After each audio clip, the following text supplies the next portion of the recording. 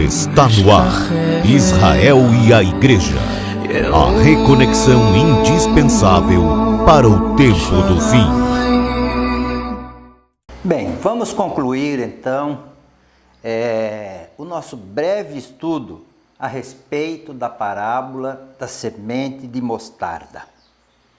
Como nós já vimos, há algumas coisas que a parábola não está dizendo, como por exemplo, Jesus não está falando da semente de mostarda em si. Também não está falando da árvore de mostarda propriamente dita. Até porque o pé de mostarda não cresce como ele diz na parábola. E nem tem galhos para os pássaros fazerem ninhos neles. Jesus também não está falando da importância da fé. Na verdade, não faz muito sentido utilizar-se de Mateus 17, 20, como já dissemos no nosso vídeo anterior. Não faz nenhum sentido utilizar-se deste verso. Nenhuma hermenêutica, nem mesmo a judaica, apoia uma relação entre a parábola da semente de mostarda e a fé. Bem, o que é então que Jesus está dizendo? O segredo para se entender esta parábola e o que Jesus estava querendo transmitir, como nós também já falamos em nosso vídeo anterior, está em Deuteronômio 7, versos 7 e 8, que eu vou ler mais uma vez para vocês. Não vos teve o Senhor afeição, nem vos escolheu, porque fosseis mais numerosos do que qualquer povo, porque éreis o menor de todos os povos, mas porque o Senhor vos amava, e para guardar o juramento que fizera a vossos pais. Quando os judeus ali presentes, aqueles que na verdade tinham ouvidos para ouvir, ouviram de Jesus essas palavras, imediatamente entenderam. Ele está falando de nós. E era exatamente isso que Jesus queria dizer. Na verdade, Jesus queria lembrar aos judeus, seus patrícios, seus irmãos na carne, do grande legado que Deus havia deixado para eles, desde a aliança que fizera com Abraão, Isaque e Jacó, que Israel seria uma bênção para as nações e luz para o mundo. Naquele momento em que Jesus relatou essa parábola, Israel estava em uma situação de extrema humilhação sob o jugo romano.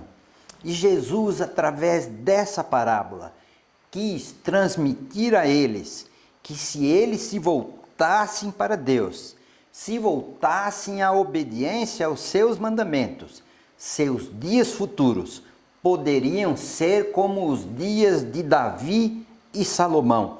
Eles poderiam voltar a ser uma bênção para as nações.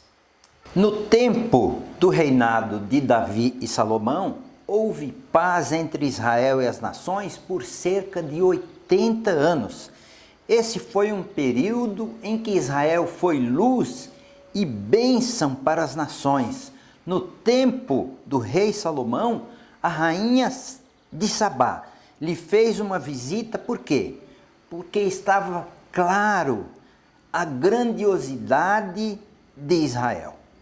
Então as nações ficariam impressionadas com Israel e os procurariam para seguir o seu exemplo. E assim o nome de Deus seria engrandecido em todo o mundo, entre as nações. Israel, posto que a menor das nações, poderia crescer a tal ponto que as nações poderiam se abrigar à sombra do Deus eterno que estava guiando e dirigindo os destinos de Israel. Ao dizer que Israel, embora a menor das nações, cresceria para ser uma bênção para todos os povos, Jesus estava fazendo uma utilização da hermenêutica judaica, o Midrash, para fazer uma ligação entre o que ele estava dizendo e o que um profeta havia dito séculos atrás. Para isso eu quero ler para vocês Ezequiel, no capítulo 17, versos 22 e 23. Diz o seguinte: assim diz o Senhor teu Deus, também eu tomarei a ponta de um cedro e o plantarei. Do principal dos seus ramos cortarei o renovo mais tenro e o plantarei sobre um monte alto e sublime. No monte alto de Israel o plantarei, e produzirá ramos, dará frutos e se fará um cedro excelente. Debaixo dele habitarão animais de toda sorte, e à sombra dos seus ramos se aninharão aves de toda espécie. Vejam a relação que Jesus fez entre o que ele estava dizendo e o que o profeta Ezequiel já havia dito. Vejam um outro exemplo. Isaías, no capítulo 2, versos 2 e 3. Acontecerá nos últimos dias que se firmará o monte da casa do Senhor. Será estabelecido como o mais alto dos montes e se elevará acima dos outeiros, e concorrerão a ele todas as nações. Irão muitos povos e dirão: vinde, subamos ao monte do Senhor e à casa do Deus de Israel, para que nos ensine os seus caminhos e andemos nas suas veredas, porque de Sião sairá a lei e a palavra do Senhor de Jerusalém. Que midrash Jesus fez com este verso naquele momento? Bem, agora cremos que fica mais claro afirmar que aquele arbusto, Israel, cresceria, teria galhos, ou seja, exerceria influência entre as nações, e as aves, estas mesmas nações, ao fazerem ninhos nesses galhos, ou seja, ao viverem sob a influência de Israel, na verdade estariam reconhecendo o Deus de Israel como soberano entre todas as nações, como por exemplo já fizera Nabucodonosor. Assim então Israel estaria sendo uma bênção para as nações. Mas o que ocorreu nesses 2000 anos depois que Jesus relatou esta parábola, depois do ano 135, quando Jerusalém foi destruída? Eu convido você para ler aí na sua casa, com calma, lentamente, o capítulo 28 do livro de Deuteronômio. Como é triste a descrição que Deus fez de Israel, se eles não lhe dessem ouvidos e não cumprissem os seus mandamentos.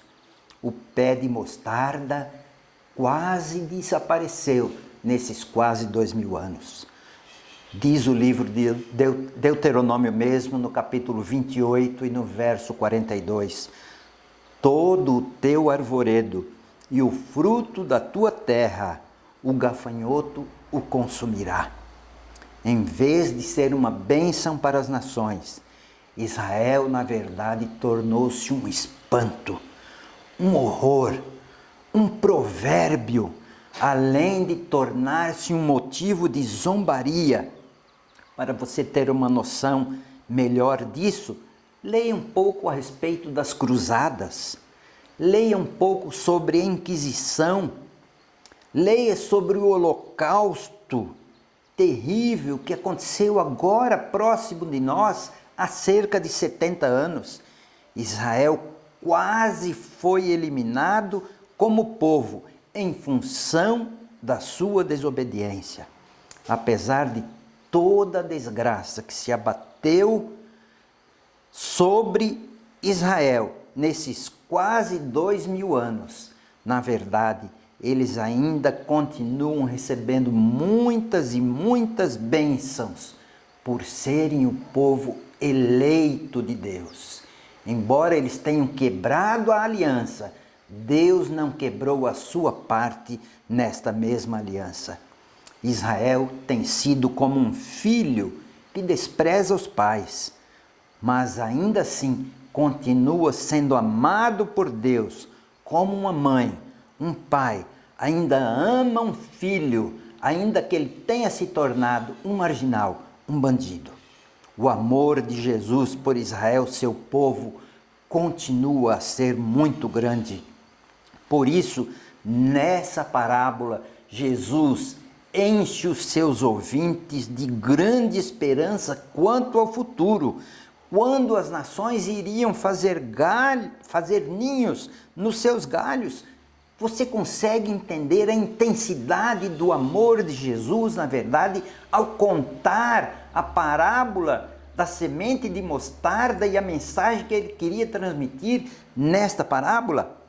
A verdade é que o arbusto de mostarda começa a tomar forma, começa a desenvolver galhos, e quando milhares de judeus tomarem a decisão que Saulo de Tarso tomou, quando ia em direção a Damasco, Israel se tornará uma luz e uma bênção. Bênçãos espirituais extraordinárias. Assim, as bênçãos também descritas no capítulo 28 de Deuteronômio se tornarão realidade. Em breve, quando se cumprir a profecia descrita em Mateus 23, de 37 a 39, e eu quero dizer a vocês que este será o nosso próximo tema. O pequeno pé de mostarda se desenvolverá. As nações se voltarão para Israel, em cumprimento a uma outra profecia, agora descrita no livro de Zacarias, e eu quero encerrar lendo para vocês a mensagem de Zacarias. Assim diz o Senhor dos Exércitos: ainda sucederá que virão povos distantes de muitas cidades, e os habitantes de uma cidade irão a outra dizendo: vamos depressa suplicar o favor do Senhor dos Exércitos, eu também irei. Virão muitos povos e poderosas nações buscar ao Senhor dos Exércitos em Jerusalém e suplicar o favor do Senhor. Assim diz o Senhor dos Exércitos: naquele dia sucederá que pegarão 10 homens na orla da veste de um judeu em seu tzitzit e lhe dirão: iremos convosco, pois temos ouvido que Deus está convosco. Meus amigos, a semente de mostarda, Israel, já germinou, cresceu e está se tornando uma árvore. E sob seus ramos, sob a sua influência, as nações haverão de se abrigar. As aves se abrigarão nos ninhos do pé de mostarda. Que o Senhor te abençoe e te guarde. E eu quero combinar com você que no próximo vídeo nós abordaremos Mateus 23, de 37 a 39. Uma profecia simplesmente esquecida pelo mundo como um todo. Compartilhe este vídeo e aguarde aí, porque você ouvirá ainda algumas coisas impressionantes que não são tão faladas hoje em dia. Um forte abraço para você e até nosso próximo vídeo.